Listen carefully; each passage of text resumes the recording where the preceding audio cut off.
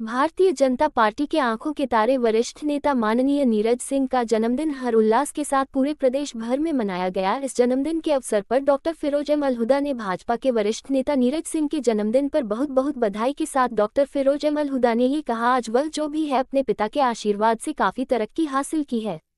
भाजपा नेता नीरज सिंह के जन्मदिन के अवसर पर उनके चाहने वालों ने पूरे प्रदेश भर में होर्डिंग लगवाए और साथ में बधाई दी।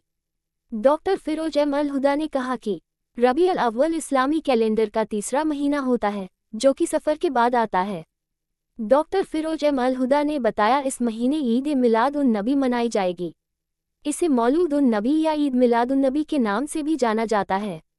ये मुसलमानों का प्रमुख त्योहार होता है। बीते रविवार यानी 24 अगस्त 2025 को देश के विभिन्न हिस्सों में रबीउल अव्वल का चांद देखा गया, जिसके बाद ईद मिलाद उन नबी की तारीख की घोषणा भी कर दी गई।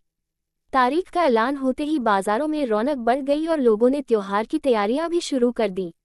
लखनऊ से संतोष कुमार की एक विशेष रिपोर्ट।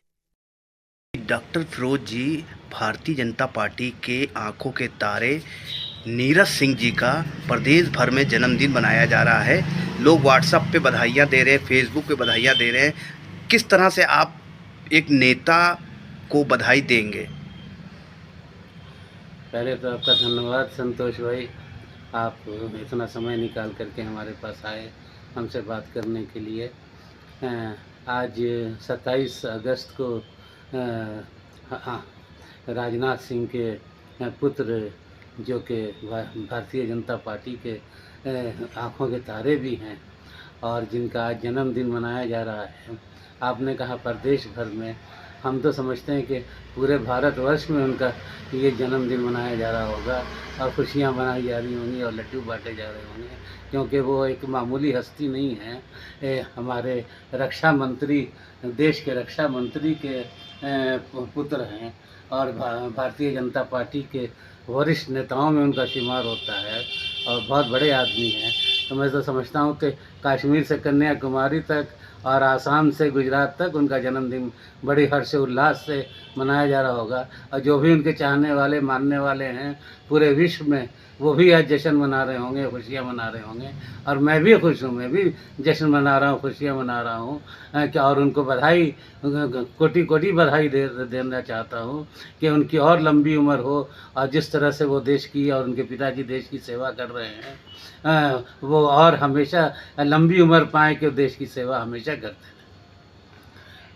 और जो भी योगदान वो दे सकें अपने तन मन धन से, वो देश को समर्पित करें। एक समाचार सामने आया है, 12 तारीख को रबीउल अव्वल, आपके जन्मदिन पे क्या तैयारियां हैं, क्या कहना चाहेंगे? बहुत बहुत धन्यवाद संतोष जी, आपने ये मुद्दा उठाया है और मोहम्मद साहब के जन्मदिन की तैयारियों के बारे में आपने हमसे जानकारी हासिल करने की कोशिश की है। तो जहाँ तक मैंने सुना है या समझा है या सूचना अखबारों के ज़रिए या टीवी चैनलों से मिली है कि खालिद रशीद फिरंगी महली साहब, जो कि हिलाल कमेटी यानी कि चांद कमेटी के वो चेयरमैन भी हैं और ऐशबाग ईदगाह के वो इमाम भी हैं और ईदैन की नमाज वही पढ़ाते हैं, ईद बकरीद की। तो उनके ज़रिए ये सूचना मिली है, उनका स्टेटमेंट भी आया है कि 12 रबीउल अव्वल, जो कि अगले जुमेरात या जुमा को यानी कि 7 या 8 सितंबर को पड़ेगा, उसकी भव्य तैयारियां शुरू कर दी गई हैं अभी से। और 12 रबीउल अव्वल, जो कि इस्लामिक कैलेंडर का तीसरा महीना है, उसके 12 तारीख को मोहम्मद नबी साहब का सल्लल्लाहु अलैहि वसल्लम पीस बी अपॉन उनका जन्म हुआ था।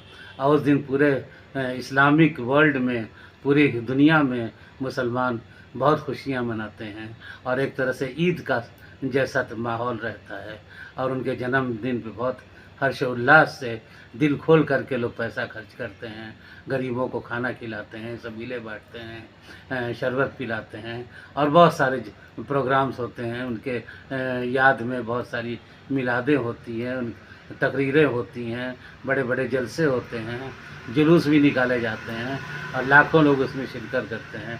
केवल हिंदुस्तान में नहीं, लखनऊ में नहीं, बल्कि पूरे विश्व में ये जन्मदिन प्रॉफेट मोहम्मद साहब का बड़े बहुत खुशी के साथ मनाया जाता है, क्योंकि इनसे बड़ा नबी कोई नहीं गुज़रा।